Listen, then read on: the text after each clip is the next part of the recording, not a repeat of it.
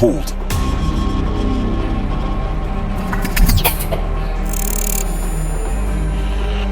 We thought we could control it. We were wrong. It never needed us. You were already inside.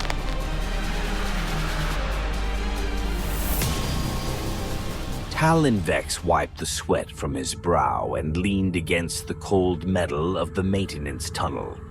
The heat inside the spire had been fluctuating for weeks, but this wasn't a mechanical issue. He could feel it in his bones, the wrongness of it. The artificial night cycle had begun hours ago, yet through the observation window, Oryx burned weaker than before, its corona dim and flickering. He stared at it, his pulse hammering in his throat. Oryx was the reason humanity survived out here, perched in their metal nests high above a dead world. If the star failed, the orbital spires would die with it. But stars didn't dim like that overnight. His earpiece crackled. "Vex, where the hell are you?" It was Lorien, his closest friend and the only one who believed something was wrong. "North Perimeter," Talon said, tearing his gaze from the dying sun. "Third Hull sector is running ice cold, and I lost 2 auxiliary power relays last cycle. If we don't find the cause, we're going to start seeing full system failures." A pause. Then Lorien's voice came lower, edged with something Talon recognized as fear. "I think I found something. Meet me in the outer junction. Don't come through the main corridors. Too many overseers." Talon's gut tightened. The Overlords never gave orders directly, but their enforcers, faceless, voiceless, wrapped in insulated exosuits, were always watching. He adjusted his tool belt and moved quickly, taking the maintenance shafts. The dim red glow of emergency lights stretched his shadow into something unnatural against the steel walls. The junction was empty when he arrived. At least, that's what he thought at first. Then he saw the body. It hung in the low gravity near the ceiling, twisted in an unnatural arc, limbs contorted like something had pulled them apart and let them drift. Talon swallowed hard and stepped closer. The face was gone.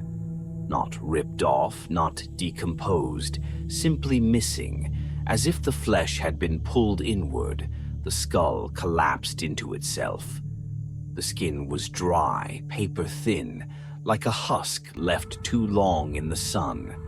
The air was wrong, thin, cold, like the heat had been drained from the body. Lorien's voice startled him. He was with maintenance. She was crouched near a control panel, her expression pale under the dim glow of her helmet visor. "Went missing 3 cycles ago.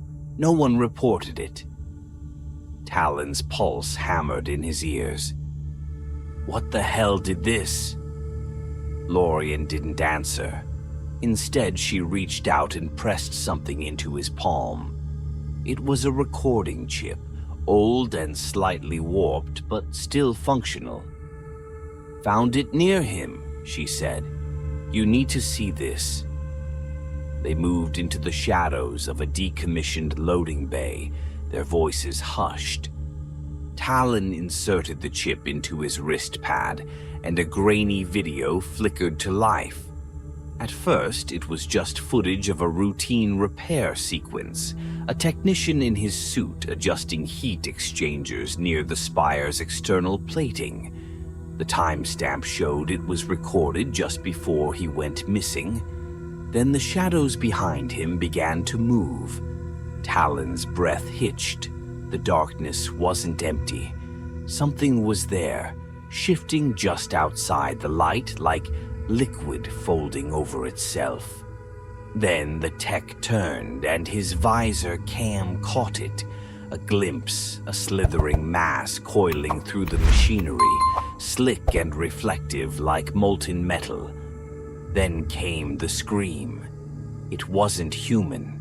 The feed cut to static. Talon looked at Lorien. This isn't a malfunction. It's something alive. She nodded, her jaw set. And the Overlords know. Talon's thoughts raced. If the Overlords were aware of what was happening, why hadn't they sounded an alarm? Why hadn't they warned the engineers, the civilians? Unless this was intentional. A low vibration thrummed through the walls. The corpse above them twitched. Talon barely had time to register it before Lorien grabbed his arm. "We need to go. Now!" As they ran, the last thing Talon saw before the corridor doors shut was the husk's arms bending in the wrong direction, fingers twitching toward them as if something inside the body was trying to get out. The maintenance tunnels beneath the lower sectors were not meant for human passage.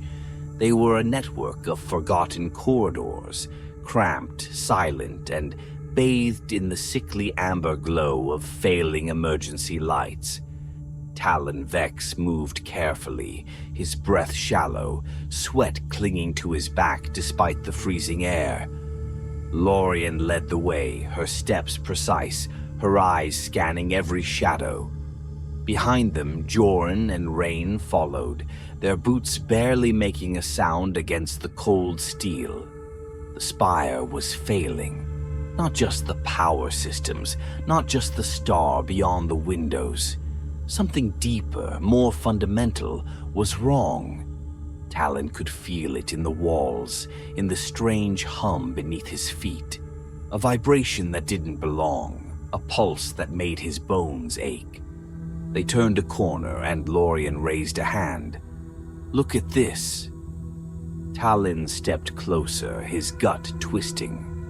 The bulkhead ahead of them wasn't metal anymore. It looked like metal, but it wasn't. It was breathing.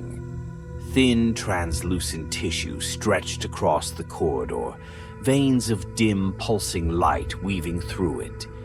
The color was wrong, a dull, iridescent gray shifting in the low light, like something only half real.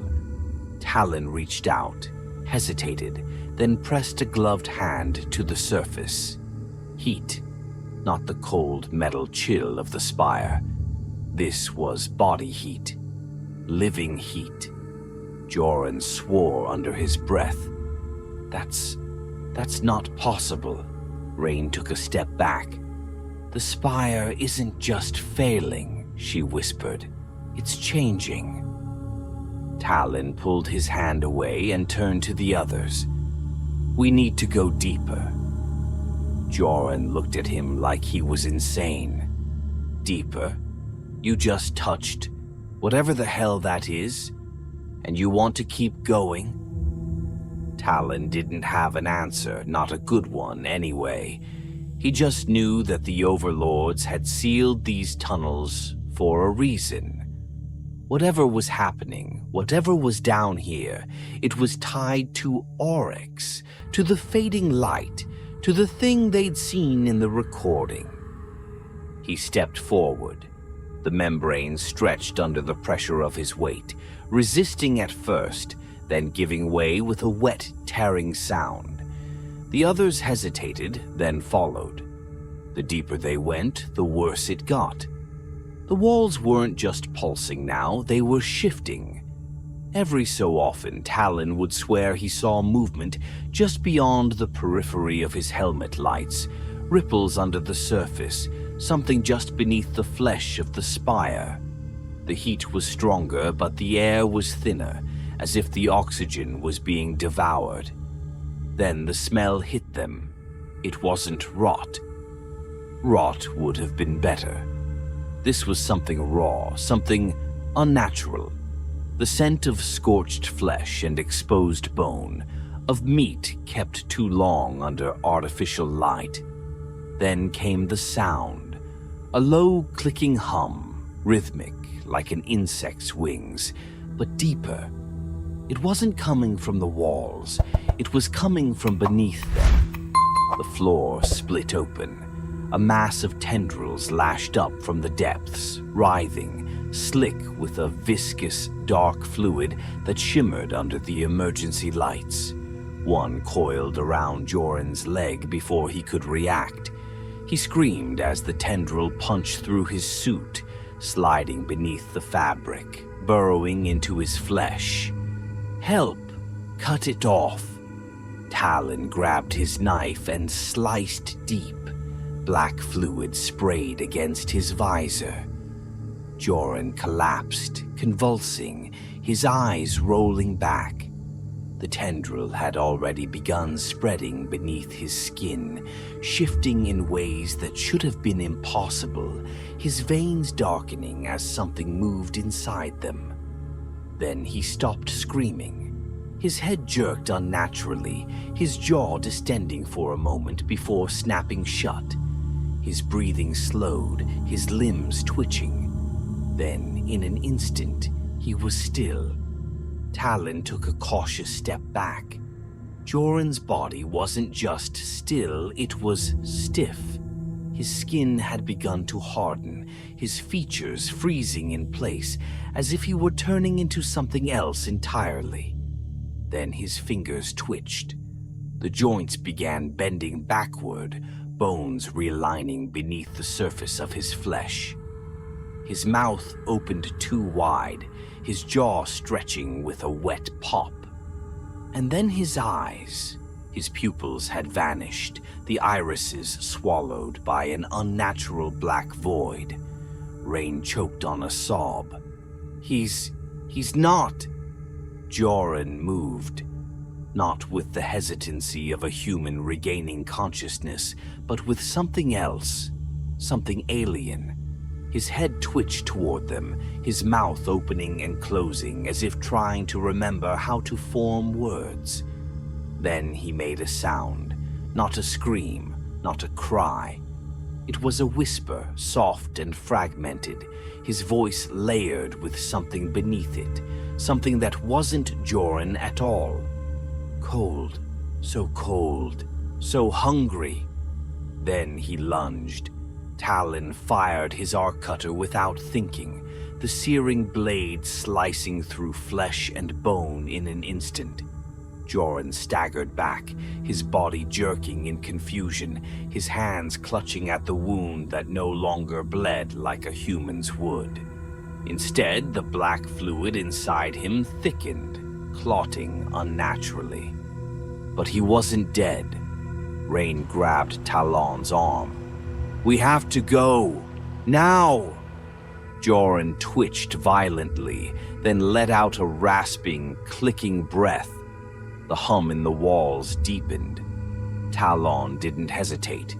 They ran deeper into the tunnels as Joran's warped body convulsed behind them, his bones cracking, his silhouette shifting, changing, becoming something else entirely.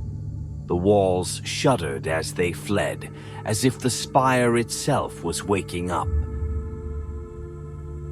The lift groaned as it ascended, shaking against its rusting tracks. Talon could feel his own heartbeat pounding in his skull, his breath ragged inside his helmet. The air in the lower sectors had been wrong, too thin, too hot, too full of something that wasn't supposed to be there. Lorien leaned against the wall, clutching her side. Rain sat on the floor, her hands shaking, staring at nothing. None of them spoke. There were no words for what they had just seen. Joran was gone. Number not gone. Turned. The way his body had moved, the way his bones had reshaped themselves into something new, something not human anymore, burned in Talon's mind. The black liquid, the whisper that had come from his broken mouth. Cold, so hungry. Talon clenched his fists. He had been infected, but by what? The lift lurched to a stop near the restricted sectors, where only the Overlords and their enforcers were allowed to go. Talon knew it was a risk, but the answers weren't in the open corridors of Asterion Spire. If the Overlords knew what was happening, and they had to, this was where they kept the truth. Lorien exhaled. "You sure about this?" "No." Talon forced the doors open. "But we don't have a choice." The restricted archives were unlike the rest of the station. No exposed wiring, no flickering lights. The walls were smooth, reinforced, pristine, untouched by the decay spreading through the lower levels. They moved carefully past surveillance panels that had been ripped from the walls, their circuits hanging like veins. No guards, no enforcers. It was empty, or had been emptied. A cold dread twisted in Talon's gut.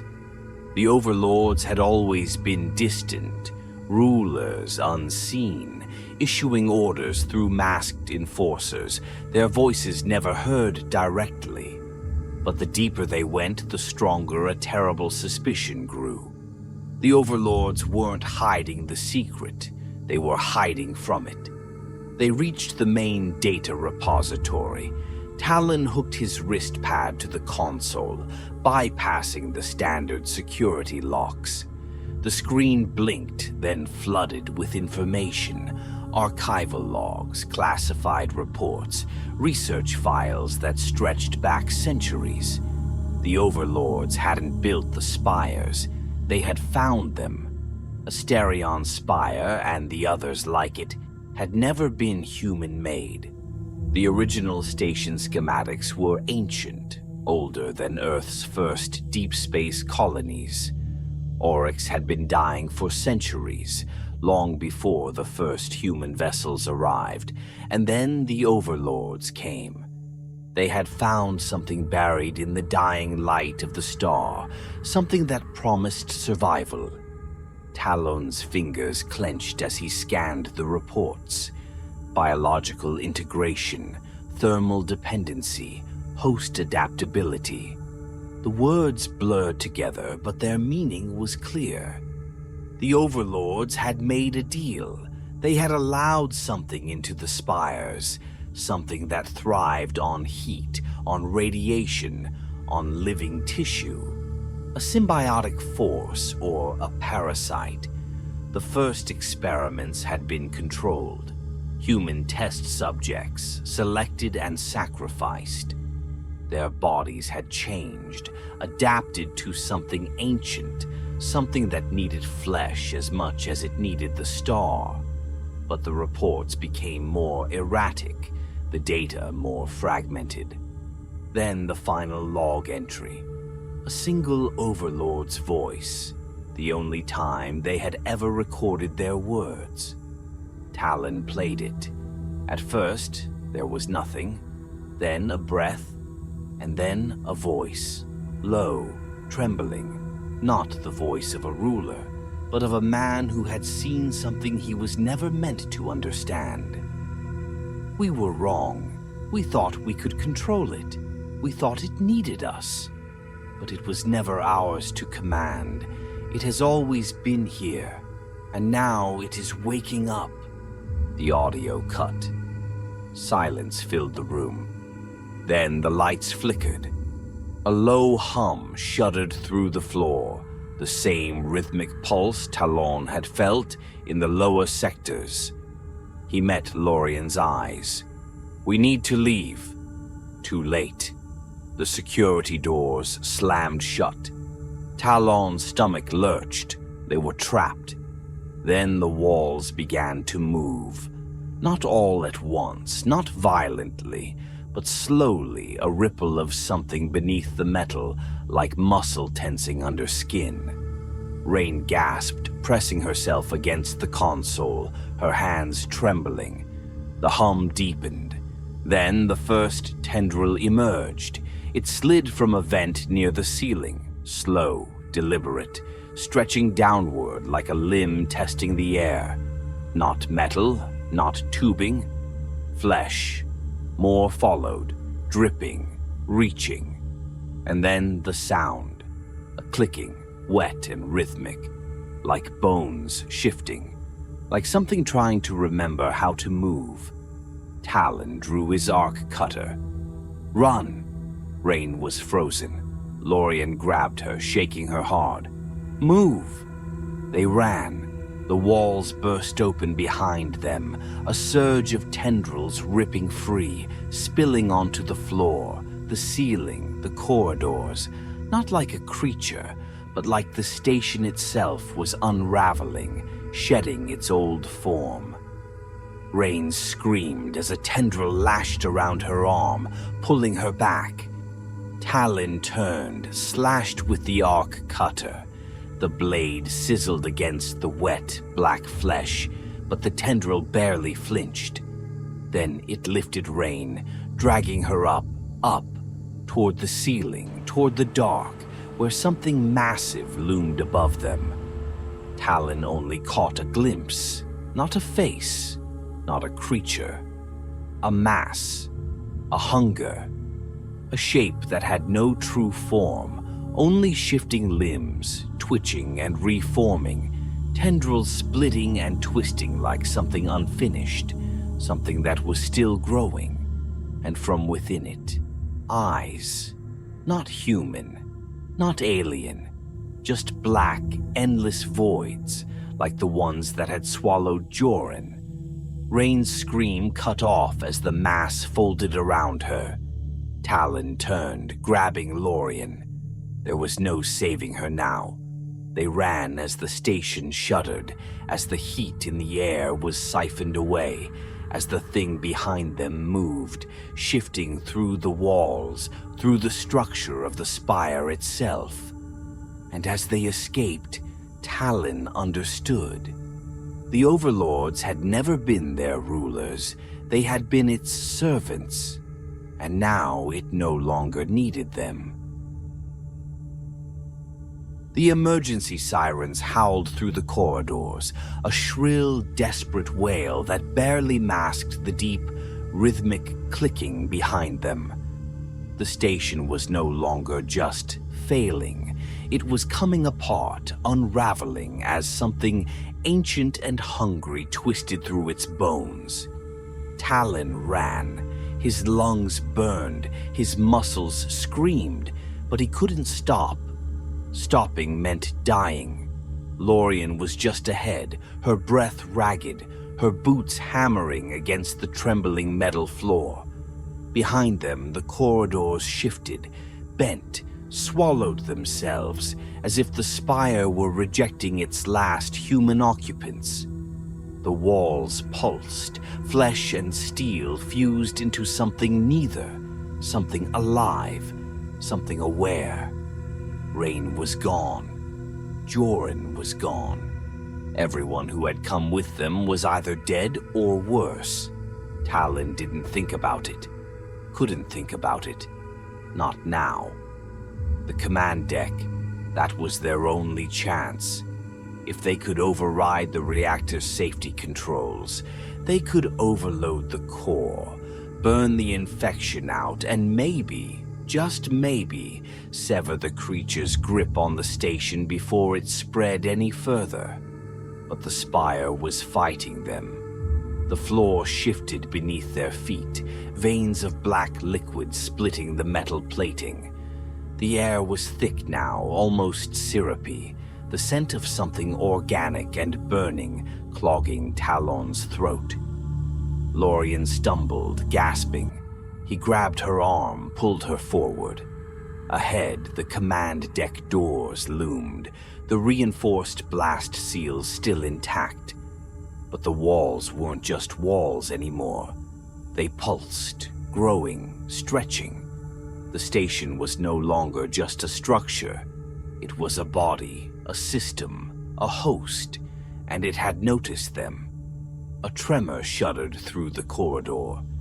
Then came the sound, a deep, resonant, wet exhalation, Not mechanical, not human. It was breathing. Talon smashed his hand against the emergency override panel. The doors resisted at first, flesh and metal melded together, but then with a grinding shriek, they gave way, sliding open just enough for them to squeeze through. They tumbled inside. The command deck was dark, its main console blinking feebly. Talon slammed the doors shut behind them, sealing the locks. Lorien collapsed against the wall. "Tell me you know what to do." Talon didn't answer. He moved to the console, swiping through the reactor controls. The core was still online, barely. But the creature had already begun its assimilation. It was feeding through the spire, drawing in heat, energy, life. The star itself was dimming because of it. If they didn't stop it, it wouldn't just take the station. It would take Oryx itself. Lorien grabbed his wrist. "Tell me we can stop this." Talon swallowed. He had no idea, but the overload sequence was still accessible. The core was designed to self-destruct if containment ever failed. It would destroy the spire, maybe burn the infection out before it could spread beyond orbit. But there was no way off the station. Lorien must have realized it at the same time. Her fingers tightened. No escape shuttles, no lifeboats. The Overlords had made sure of that. They hadn't planned to flee. They had known the station was doomed, and they had let it happen anyway. The console beeped. Overload initiated. 5 minutes. A deep shudder passed through the deck. The temperature plummeted. The heat of the core siphoned away, sucked into the growing, spreading mass of the creature beneath them. And then the walls peeled open, not burst, not shattered. They peeled, like flesh stretched too thin, and something stepped through. Talon's breath locked in his chest. It was Joran, or what was left of him. His body was longer now, his limbs stretched into something grotesquely elegant, his fingers too thin, his skin a mix of metal and raw muscle, pulsing as if it had only just learned how to be flesh. His eyes, if they could still be called that, were deep voids, black pits of hunger. He didn't walk. He glided, his form shifting unnaturally as he moved, like the laws of physics no longer applied to him. His mouth opened. It was never yours to keep. The voice wasn't his. It was layered. 100 voices, 100 mouths, all whispering through the same hollow shell. The thing wearing Joran lunged. Talon fired the arc cutter, but the blade barely scorched its surface. It absorbed the heat, pulling it inward, feeding on it. Lorien grabbed a steel pipe from the wreckage of a fallen console, swinging with everything she had. It connected, a wet, sickening crunch. But Joran didn't even react. He grabbed her instead. His fingers sank into her arm, not cutting, melding, merging. Lorien screamed. Talon tackled him, breaking the connection. He grabbed Lorien, dragging her back toward the main console. Joran twitched, his head tilting at an unnatural angle, like something inside him was recalibrating. The station groaned. The heat was vanishing, siphoned away faster than the reactor could compensate. The creature was taking everything, pulling the last of Oryx's lifeblood into itself. Talon's hands flew across the console. 1 minute left. Joran took another step forward. Lorien grabbed Talon's arm. Her skin was turning gray, her veins dark, the infection already creeping into her. She knew she wasn't getting out. Talon knew it too. She looked at him, smiled. "Get to the airlock." Talon shook his head. "There's no... I'll hold it back." She lifted the metal pipe. "Go." He didn't want to leave her, but there was no choice. He turned and ran. The corridor shifted beneath his feet, the spire twisting, screaming, collapsing. The airlock was ahead. He could see the darkness of space beyond it, a cold, empty void, better than what was behind him. He slammed the release panel. The doors hissed open just as the reactor detonated. Heat. Blinding, searing heat. The station imploded, torn apart from the inside, its twisted, living metal ripping itself apart as the pulse of energy tore through the infection. Talon was thrown forward, into the void, into the black. For a moment there was nothing, just silence, just cold, then light. Oryx flickered, then it burned, bright, blinding, alive again. And Talon, drifting in the vast emptiness, watched as Asterian Spire, the thing it had become, the thing it had harbored, was consumed in its final, fiery breath. The Overlords were gone, the station was gone, and the thing that had tried to claim them was no more. Talon closed his eyes and let the light take him,